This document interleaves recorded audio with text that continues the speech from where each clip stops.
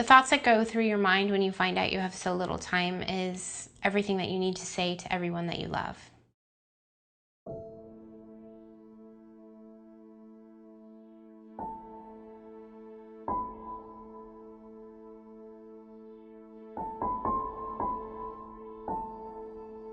So after getting married is when I first started experiencing the headaches, and they were quite severe. And I didn't understand them because I had never had anything like that before in my life. Right when I was diagnosed, my husband and I were actively trying for a family, which is heartbreaking for us both.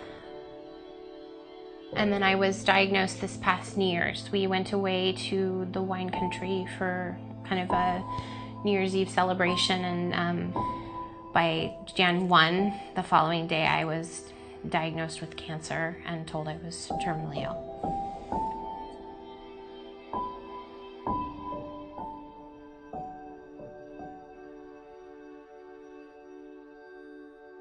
I was told I had a grade 2 astrocytoma, and was told anywhere from 3, maybe 5, up to 10 years to live.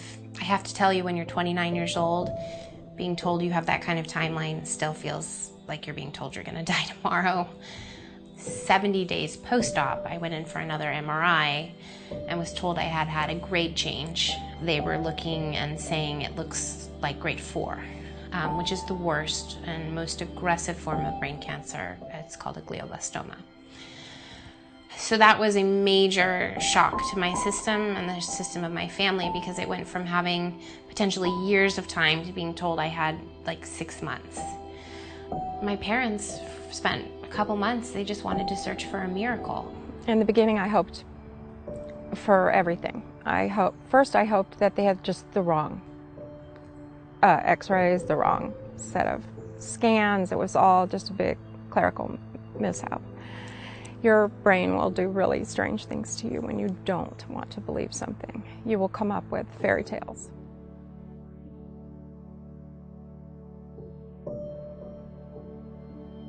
I don't wake up every day and look at it. It's in a safe spot, and I know that it's there when I need it. I plan to be surrounded by my immediate family, which is my husband and my mother and my stepfather and my best friend, who's also a physician, and probably not much more people.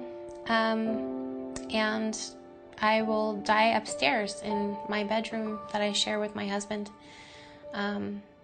with my mother and my husband by my side, and pass peacefully with some music that I like in the background. Between suffering or being allowed to decide when enough is enough, it just, to me, makes it provides a lot of relief and comfort that, okay, that option is there if and when we decide, or she decides that it's time. I can't even tell you the amount of relief that it provides me to know that I don't have to die the way that it's been described to me that my brain tumor would take me on its own. Death with dignity allows for people who are in the predicament of facing a lot of suffering, that they can decide when enough is enough.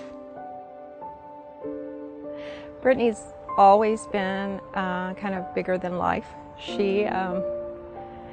She's kind of a wanderlust, and she's always liked exciting things, adrenaline rush. She's liked traveling. She's always been precocious and very, very bright.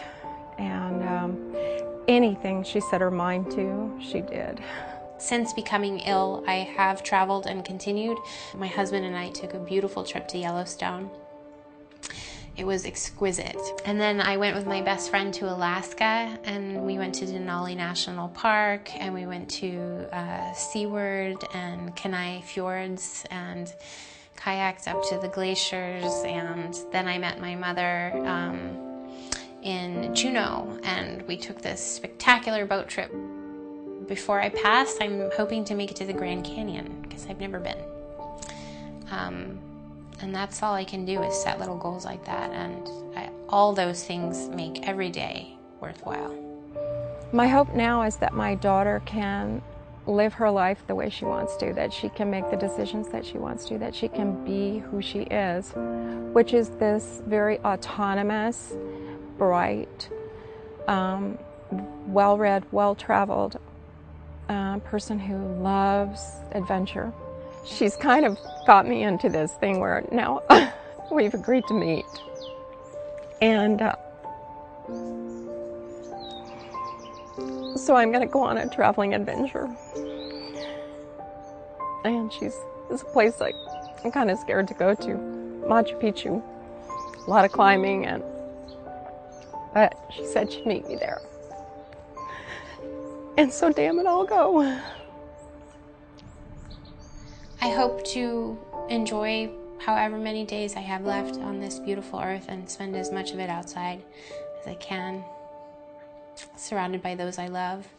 I hope to pass in peace. The reason to consider life and what's of value is to make sure you're not missing out. Seize the day. What's important to you? What do you care about? What matters? Pursue that. Forget the rest.